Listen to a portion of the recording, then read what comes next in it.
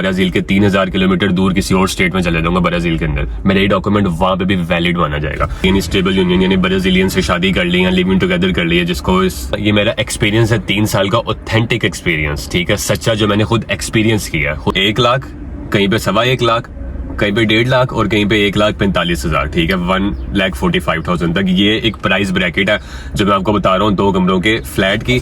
जो मेरे पास इन्फॉर्मेशन होगी, मेरी पूरी कोशिश होगी मैं आप लोगों तक अच्छे अंदाज में सारी पहुंचाऊं।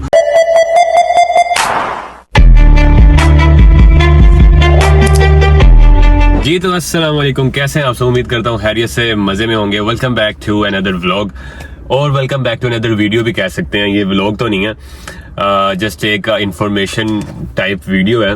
मैंने जो लास्ट व्लॉग बनाया था किस चीज़ का, घर शिफ्टिंग का, तो उसमें मुझे 2-3 कमेंट्स आए थे और मैसेजेस आए थे कि यार हमें घर लेना हो, अगर ब्राज़ील में घर परचेज करना हो तो उसके बारे में क्या प्रोसीजर है और कितने तक का मिलता है और क्या क्या चीज़ें रिक्वायर्ड होती हैं उसमें डॉक्यूमेंटेशन से रिलेटेड। तो मैंने कहा कि इसको हम वीडियो ही रिकॉर्ड कर लेते हैं ताकि आप लोगों को डिटेल्स पता चल जाए सारी। अभी मैं बाहर कुछ काम से आया था तो मैंने कहा गाड़ी में बैठ के आपके लिए खूबसूरत सी वीडियो रिकॉर्ड करता हूँ। मौसम भी यहाँ पे बहुत प्यारा, आपको बताता चलूँ अगर तो ये शीशों से नजर आ रहा है मेरे, तो इस टाइम यहाँ पे 13 डिग्री है और बड़े खूबसूरत से बादल निकले हुए हैं।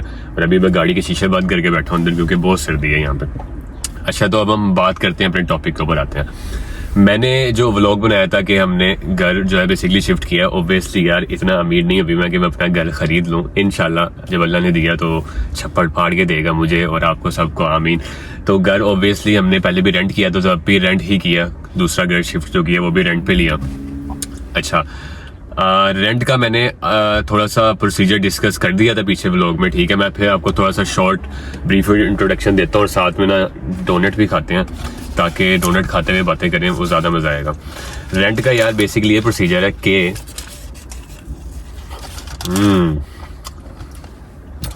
बहुत मज़ेदार है। अगर आपने घर रेंट पे लेना होता है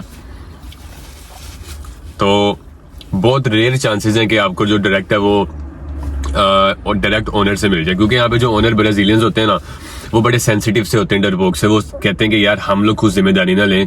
क्यों? क्योंकि ऑब्वियसली अगर मैं ओनर होऊंगा, ठीक है, तो मैं डायरेक्ट रेंट पे दूंगा ना आपको घर, तो मुझे ट्रस्ट नहीं होगा यार, पता नहीं आप मुझे रेंट ऑन टाइम पे करेंगे नहीं करेंगे। बेशक सब चीजें डॉक्यूमेंटेशन के थ्रू होती हैं। तो ओनर्स करते क्या यहाँ पे, वो रियल एस्टेट को अपना घर दे देते हैं कि भाई तुम इसके रिस्पॉन्सिबल हो, ठीक है, तुम अपनी बीच में कमीशन विशन काट लेना, तो मेरा घर रेंट पे चढ़ा दो। और हर महीने जो भी रेंट आया करेगा वो जो किराएदार होता है वो रियल एस्टेट को पे करता है। रियल एस्टेट आगे जो भी मालिक के साथ डील विल करके ना वो बकाया पैसे मालिक को देते और आधे अपने खुद रखती, बीच में जो भी कमी परसेंटेज होती है उनकी। तो बेसिकली ब्राजील में अगर रेंट पे घर लेना है आपको रियल एस्टेट से कांटेक्ट करना पड़ेगा। आपके डॉक्यूमेंटेशन सबसे पहले ब्राजीलियन जो है वो पूरे होने चाहिए, उसके बाद रियल एस्टेट से आपको इजीली घर जो है रेंट पे मिल सकता है। और अगर घर खरीदना तो स्टिल वही प्रोसीजर है, घर खरीदने का भी रियल एस्टेट के थ्रू आपने घर जो है आप मतलब कि परचेज कर सकते हैं। और बाजों का आप चलते फिरते यहाँ पे रोड पे जाएंगे अगर तो आपको अक्सर नजर आएंगे। मैं भी आपको दिखाता हूँ, मेरे सामने देखें एक ये दुकान बनी हुई है, अभी ये देखें अलूगा लिखा हुआ है। अलूगा का मतलब होता है फॉर रेंट, और यकीनन यहाँ पे ना किसी बिल्डिंग पे वेंदे का बोर्ड भी लगा होगा, इस तरह वेंदे कहते हैं फॉर सेल को। अब ये क्या, ये प्रॉपर्टी डीलर है कोई, उसने अपना ये जो है ना पोस्टर यहाँ पे लगाया। अब ऑब्वियसली दुकान प्रॉपर्टी डीलर की तो नहीं है, ये किसी मालिक की होगी ना। तो उसने क्या किया, उसने ये जो ठेका है यहाँ दुकान का या कॉन्ट्रैक्ट है ये रियल एस्टेट को सौंप दिया कि भाई तुम मेरी दुकान किराए पे चढ़वा दो। इस तरह कुछ बोर्ड्स होते हैं, वेंदे लिखा होता है उसके ऊपर। अब वो बाजों का वेंदे का मतलब होता है फॉर सेल। वेंदे बाजों का डायरेक्ट ओनर ने खुद अपना एक चार्ट सा लगाया होता है अपने घर के बाहर, और बाजों का रियल एस्टेट वालों का एक साइन बोर्ड लगा होता है, ठीक है। अब डॉक्यूमेंटेशन, सबसे पहले डॉक्यूमेंटेशन नोट कर लें, आपका सीपीएफ होना चाहिए ब्राजील में। सीपीएफ कहते हैं इंग्लिश में अगर बताऊं तो सीपीएफ का मतलब तो पुर्तगीज में कदास्ट्रो पेसोआ फिजिको, यानी physical registration of a person, ठीक है। तो सीपीएफ बेसिकली टैक्स पे आईडी है ब्राजील के अंदर। आपकी हर एक चीज A to Z जो सारी चीजें वो आपकी सीपीएफ के बेस पर कनेक्ट होती हैं। मसलन फॉर एग्जाम्पल, एक सेकेंड है ना, फॉर एग्जाम्पल आपने गाड़ी खरीदनी है, आपके सीपीएफ के ऊपर गाड़ी निकलेगी। आपने घर खरीदना है, घर रेंट करना है, सीपीएफ। और यार डोनट बहुत मजेदार है, सॉरी इंटरप्ट कर रहा हूँ डोनट खा के साथ साथ। मसलन मैंने गाड़ी ली हुई है, मेरे CPF के बिहाफ पर निकली हुई है, यानी टैक्स पे आईडी के बिहाफ पर। बाइक ली हुई है टैक्स पे आईडी के बिहाफ पर। एवरीथिंग आपका ऑब्वियसली आप गवर्नमेंट को टैक्स पे करते हो, ठीक है। तो आपका सबसे फर्स्ट इंपॉर्टेंट डॉक्यूमेंट ब्राजील में CPF बनता है। CPF आपका बन गया, वो जब आप ब्राजील आ जाते हो, ठीक है। इवन कुछ ऐसे प्रोसीजर है उसमें आप ब्राजील एंट्री करने से पहले ही ऑनलाइन भी बना सकते हो CPF, ठीक है, ब्राजील की गवर्नमेंट वेबसाइट पे जाके। वो किसी और दिन वीडियो में बताऊंगा। आपका टैक्स पे आईडी बन गया, यहाँ पे उसकी मिनिमल सी फीस होती है 7 ब्राजीलियन हेयाइस। और कुछ लोग आपको मिलेंगे यहाँ पे, मैं आपको हाई अलर्ट करता हूँ, आप ब्राजील आओगे एजेंट की शक्लों के अंदर आपको लोग मिलेंगे भाई, वो आपसे 500 हेयाइस भी चार्ज करेंगे, भाई मैं आपका CPF बनवा देता हूँ। क्यों? क्योंकि लोग फायदा उठाते हैं, उन्हें पता होता है कि यार इनको लैंग्वेज तो आती नहीं है, तो इनसे ना पैसे हड़पो। आप बिलीव करोगे जो 7 हेयाइस 8 हेयाइस का CPF बनता है, ठीक है, वो आपसे 500 हेयाइस ले रहे होते हैं, ठीक है। करते क्या है, जाके आपको ऑफिस लेके जाते हैं, पुर्तगीज में बात कर रहे होंगे, आपको तो नहीं समझ आएगी, जस्ट आपका CPF बना देंगे एज ए ट्रांसलेशन, जाके आपकी वहां पे हेल्प हो जाएगी, लेकिन आपसे भाई सीधा 500 हेयाइस साइड पे कर लेंगे वो। तो जो करना आप खुद रिसर्च करो, कोई मुश्किल काम नहीं। यहाँ पे पुर्तगीज नहीं आती, कोई बात नहीं, मैं जब आया था मुझे भी नहीं आती थी, ट्रांसलेशन पे बात कर करके जो है मैंने सीखी और सब चीजें की।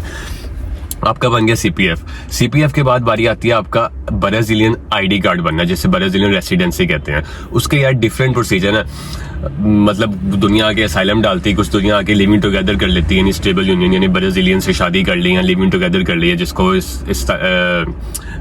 हीनो इस्तावियो कहते हैं, यानी स्टेबल यूनियन। और कुछ लोग यहाँ पे आके अगर बेबी पैदा करते हैं, ठीक है। ये डिफरेंट टॉपिक हो गए सारे वीडियो से हट के, इंशाल्लाह इस पे भी कभी वीडियो बनाऊंगा। अच्छा, CPF बन गया। दूसरा बन गया आपका ब्राजीलियन डॉक्यूमेंट होना चाहिए, जिसको हम RNM कहते हैं, ठीक है। मसलन आप कह लोगे जैसे पाकिस्तानी शनाख्ती कार्ड नहीं होता, ब्राजीली शनाख्ती कार्ड होना चाहिए आपका, ब्राजीली ID कार्ड, ठीक हो गया। उसके बाद ऑब्वियसली मतलब कि सबसे मेन चीज ड्राइविंग लाइसेंस आपका। वो अब यहाँ पे ना अगर आपका ड्राइविंग लाइसेंस है ना ब्राजील का, वही आपका एज एन ID काउंट होता है। जिस तरह आपने देखा होगा US वगैरह के अंदर, अमेरिका में ऑब्वियसली ID कार्ड बनेगा पहले, फिर ही आपका ड्राइविंग लाइसेंस बनेगा। लेकिन फॉर एग्जांपल अब मेरे पास ID कार्ड है ब्राजील का और ड्राइविंग लाइसेंस भी है, ऑब्वियसली क्योंकि गाड़ी चला रहा हूँ। अब मैंने जहाँ भी कहीं रिप्रेजेंट करना होता है ना, शो करना होता है, अपना प्रेजेंट करना होता है कार्ड, मुझे जरूरत नहीं बार बार मैं अपना ब्राजील ID कार्ड निकाल के दिखाऊं, मैं ड्राइविंग लाइसेंस दिखाता हूँ, वो ही आपका as an identity card count होता है। यहाँ पे जिस बंदे का ड्राइविंग लाइसेंस है उसको हर टाइम जेब में ID कार्ड रखने की जरूरत नहीं है। हाँ, फॉर एग्जांपल जैसे मेरी सिस्टर है, उसका ड्राइविंग लाइसेंस नहीं है क्योंकि वो गाड़ी नहीं चलाती है, तो वो क्या, उसके लिए उसका आइडेंटिटी कार्ड वो एक वही वाला आइडेंटिटी कार्ड काउंट होगा जो ब्राजील का उसका बना हुआ है। लेकिन मैं क्या है, मैं बेशक ID कार्ड दिखाऊं या ब्राजीलियन ड्राइविंग लाइसेंस दिखाऊं, सेम चीज है। ये 3 चीजें होंगी आपकी, ठीक है। CPF हो गया, RNM हो गया ब्राजील का कार्ड, और उसके बाद आपका ड्राइविंग लाइसेंस तो इस चीज से कनेक्ट नहीं है, लेकिन आपको वैसे इन्फॉर्मेशन के लिए मैंने बताया। अच्छा, अब उसके बाद क्या होगा, अब घरों के रेट क्या है, ठीक है। अब आप इस तरह ही जाओगे, फॉर एग्जांपल आपने घर देखा एक बिल्डिंग में, आप उस रियल एस्टेट पे चले गए जिस रियल एस्टेट का आपने साइन बोर्ड पढ़ा था। अब वो आपको उसका पेमेंट प्लान पूरा बताएंगे।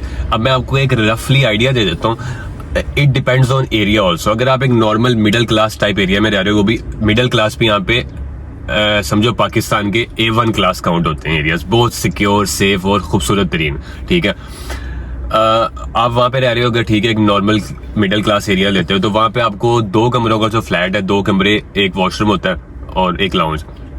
तो एक लिटिल बिट मिनिमम जो आइडिया दूंगा मैं आपको, वो 1 लाख से शुरू होता है, 1 से 1.25 लाख, 1.5 लाख, मैक्सिमम 145 तक जाता है रेट, ठीक है। 2 कमरों की बात कर रहा हूँ, 1 लाख, कहीं पे 1.25 लाख, कहीं पे 1.5 लाख और कहीं पे 1,45,000, ठीक है, 1,45,000 तक। ये एक प्राइस ब्रैकेट है जो मैं आपको बता रहा हूँ 2 कमरों के फ्लैट की।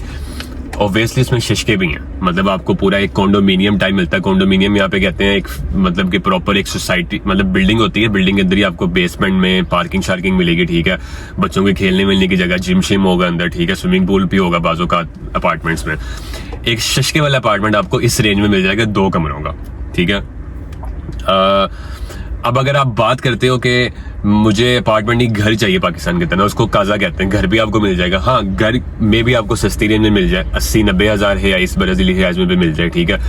मैंने जो एक पूरी स्टडी की थी उसमें मुझे ये प्राइस ब्रैकेट मिली थी कि 1 से 1.5 लाख तक की आप बोल सकते हो अपने जेन में कॉस्ट जो है रख सकते हो कि यार इतने में आपको एक नॉर्मल टाइप एरिया में, मैं भी हाई फाई एरिया की बात नहीं कर रहा हूँ, उसमें तो 2 लाख तक बात पहुंच जाती है, ठीक है।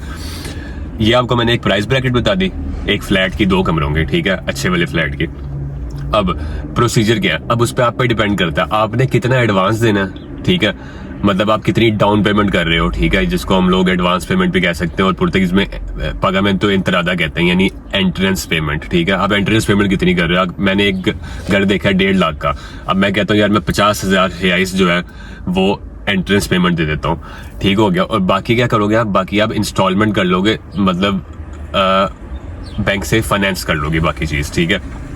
अब उसमें डिफरेंट प्रोसीजर होते हैं, वो स्टिल डिपेंड करता है आपके डॉक्यूमेंट के ऊपर। आपको फॉर एग्जांपल आपके पास एंट्रेंस कुछ भी नहीं है, ठीक है, आप कहते हो कि मैं मिनिमम कम से कम एंट्रेंस दूं, बाकी मैं सारी इंस्टॉलमेंट कर लूं, ठीक है, यानी बैंक से फाइनेंस कर लूं। अगर वो डिपेंड करता है आपके सीपीएफ के ऊपर, कितना पुराना आपका सीपीएफ होगा उतना स्ट्रॉन्ग आपका सीपीएफ का स्कोर होगा। ब्राजील में ये बहुत डिपेंड करता है स्कोर, ठीक है। फॉर एग्जांपल मैं पहले 1-1.5 साल जो है गाड़ी नई मॉडल की फाइनेंस नहीं कर पाया था बैंक से, ठीक है, क्यों, क्योंकि मेरा सीपीएफ अभी लिखा था कि फ्रेश है, कि आप न्यूली ब्राजील आए हो। अब मुझे तकरीबन 2.5 साल हो गए हैं, अब मैं ये वाली गाड़ी 2015 मॉडल है जिसमें मैं बैठा हूँ, ठीक है, ये मैंने बैंक से फाइनेंस की हुई है। ये मुझे अप्रूवल क्यों आई, क्योंकि मेरा एक रिकॉर्ड है, मैं जॉब कर रहा हूँ, ठीक है, मेरा सीपीएफ हिस्ट्री स्ट्रॉन्ग है, ठीक है, यानी जो मेरा टैक्स पे आईडी ब्राजील के, मैं ब्राजील को टैक्स देता हूँ, ठीक है, वो मेरी वो डॉक्यूमेंटेशन मेरी स्ट्रॉन्ग है, ठीक है, कि मैं इतने अरसे से यहाँ पे रह रहा हूँ, ठीक है, मैं टाइमली अपने अकाउंट्स पे कर रहा हूँ, सारे बिल शील, घर का किराया वराया ये वो, ठीक है, तो बैंक उतनी जल्दी आपकी ट्रांजैक्शंस देके आपको अप्रूवल देता है। एक बात ये होगी, डॉक्यूमेंटेशन समझ आ गई। उसके बाद घर खरीदने के टाइम आपको मैंने रेट्स बता दिए हैं, ठीक है, जो स्टार्ट होते हैं 1 लाख की रेंज से स्टार्ट होते हैं, ठीक है।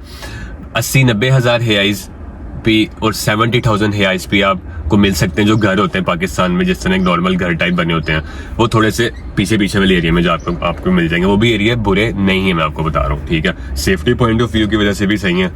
हर टाइप ऑफ जो आप सोचोगे उस हिसाब से खतरे वाली बात नहीं है, ठीक है, आपको उस रेंज में भी मिल जाएंगे, लेकिन आप उतना थोड़ा पीछे चले जाओगे मेन डाउनटाउन से, मेन जो सेंट्रल मार्केट है वहां से। वीडियो बहुत ज्यादा लंबी हो रही है, लेकिन अब आई होप कि आपको इन्फॉर्मेशन भी मिल रही होगी इससे। तो ये बात होगी सारी, किस तरह आप घर खरीद सकते हो। कैश है तो ऑब्वियसली कैश तो पूरा पे करके बैंक में जाके वो खरीद लोगे। अच्छा, मेन इंपॉर्टेंट बात मैं बताना भूल गया हूँ, कोई अगर मैं कुछ भूल रहा हूँ ना बीच में, अगर कुछ मुझे ज़हन में नहीं आ रहा होगा, आपने मुझे कमेंट में बताना कि यार तुमने इस बारे में नहीं बताया, मैं वो भी कल को इंशाल्लाह कवर कर दूंगा ये वीडियो में। मेन बात ये कि फॉर एग्जाम्पल मैंने कोई घर मैं खरीदने जा रहा हूँ, डील शीट डन हो गया, सबसे पहले आप बेशक प्रॉपर्टी डीलर के थ्रू ही घर ले रहे हो, यहाँ पे नोटरी का ऑफिस होता है जिसको हम करतोरियो कहते हैं, ठीक है। आपने करतोरियो में जाके आप उस घर का स्टेटस मालूम कर सकते हो, ठीक है, कि आया यार ये घर का लीगल स्टेटस जो है वो मतलब कि ठीक है, लीगल ही है ना, यानी कोई घर में कोई पेंडिंग डेब्ट्स तो नहीं है ना, यानी कि घर में कोई जो जिसके नाम पे भी घर है उसने कोई पैसे वैसे तो नहीं देने, या उसने तो कहीं ऑलरेडी किसी और बैंक से लीज पे तो नहीं लिया हुआ, तो उसकी किस्तें तो नहीं लेट हो रही हैं। मसलन आप मेरी बात समझ गए, अगर मैं गाड़ी लूंगा, मैं गाड़ी की हिस्ट्री चेक करूंगा, नहीं तो नहीं ना करूंगा कि कोई गाड़ी है जिसकी किस्तें ऑलरेडी इतनी लेट है पुराने ओनर से, मैं वो गाड़ी डालूं, सारा कुछ मेरे ऊपर पड़ जाए, ठीक है। ऑब्वियसली ऐसा होगा नहीं अगर कोई घर की हिस्ट्री सही नहीं भी है पेमेंट्स प्लान की वजह से, तो आपके नाम पे ट्रांसफर ही नहीं होगा घर, पहली बात तो ये है। लेकिन बेहतरी ये होती है सेफ साइड के आप नोटरी ऑफिस जाके जो है वो पता कर लो कि क्या स्टेटस है घर का। उसके बाद क्या होता है, जब आप सब डॉक्यूमेंटेशन करते हो, मैं ओनर हूँ घर का, फॉर एग्जांपल मेरे नाम पे घर है, आप मुझसे खरीद रहे हो, आप मेरे साथ फिर नोटरी ऑफिस जाओगे। ये इंपॉर्टेंट स्टेप है, ये स्टेप मतलब कि जरूरी नहीं है, नेसेसरी नहीं है स्टेप करना। आप डायरेक्ट रियल एस्टेट से डील शीट डन करके ओनर से डॉक्यूमेंटेशन वगैरह साइन शाइन करा के आप घर खरीद सकते हो। लेकिन आपकी सेफ साइड के लिए ऑब्वियसली आप एज ए फॉरेनर ब्राजील के अंदर कोई घर खरीद रहे हो, आप हमेशा नोटरी ऑफिस का हमेशा सहारा लो, जिसको करतोरियो कहते हैं। करतोरियो यहाँ पे बहुत बड़ा स्ट्रॉन्ग ऑफिस काउंट होता है। जो डॉक्यूमेंटेशन आपकी नोटरी ऑफिस यानी पुर्तगीज में कहूंगा मैं करतोरियो ऑफिस से टेस्ट है ना, वो आपकी पूरे ब्राजील में उसकी बहुत पावरफुल वैल्यू है उस डॉक्यूमेंट की, ठीक है। आपने घर की डील फाइनल कर दी, आप करतोरियो जाओगे, उस घर के मालिक को फॉर एग्जांपल मैं मान लूंगा मुझे लेके जाओगे, वहां पे एक पेपर बनेगा, ठीक है, जिसको कहते हैं कम्युनिकेशन सेल्स लेटर, ठीक है, कम्युनिकेशन जी वेंदा, यानी कि आप गाड़ी खरीद रहे हो, घर खरीद रहे हो, बाइक खरीद रहे हो, साइकिल खरीद रहे हो, आपने वो लेटर बनाया, उसके 80-90 हेआईज लगते ब्राजीलियन, बड़ा सस्ता सा लेटर है, आप उनको बोलोगे भाई मैं इस बंदे से मैं घर खरीद रहा हूँ, ठीक है, वो आपको टक टक टक टाइप करके लेटर देंगे 15-20 मिनट में। उस लेटर पे फिर आपके साइन होंगे, उसके साइन होंगे जो मालिक है घर का, आप दोनों का CPF नंबर लिखा जाएगा ब्राजील का, जो टैक्स पे ID नंबर, और ब्राजील का ID कार्ड नंबर भी लिखा जाएगा, सेलर और बायर दोनों का। उसके बाद उस पर नोटरी की स्टैंप लग जाएगी, ठीक है, कर्तोरियो का एक छापा लग जाएगा, उसके ऊपर ठप्पा लग जाएगा। उससे क्या होगा, अब उस डॉक्यूमेंट की स्ट्रॉन्ग वैल्यू होगी ब्राजील में। अल्लाह ना करे आपको कभी उस घर में कोई मसला होता है, आप क्लेम करने वाले होते हो, एटलीस्ट आप क्लेम कर सकते हो गवर्नमेंट को, भाई ये देखो अगर इस घर में मसला था तो फिर ये कर्तोरियो ने, ब्राजील के नोटरी ऑफिस ने ये डॉक्यूमेंट कैसे अटेस्ट करके दिया, ठीक है।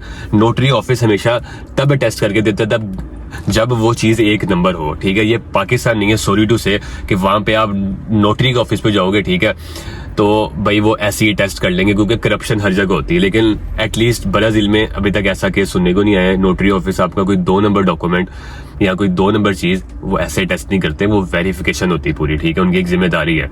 ऐसे ही नहीं, इतने बड़े ब्राजील मुल्क में नोटरी ऑफिस की इतनी वैल्यू कि मैं अगर सांता कैटरीना स्टेट के नोटरी ऑफिस से एक डॉक्यूमेंट अटेस्ट करा रहा हूँ ना, मैं किसी 10वीं-12वीं स्टेट में चले जाऊंगा ना। तो ये प्रोसीजर था।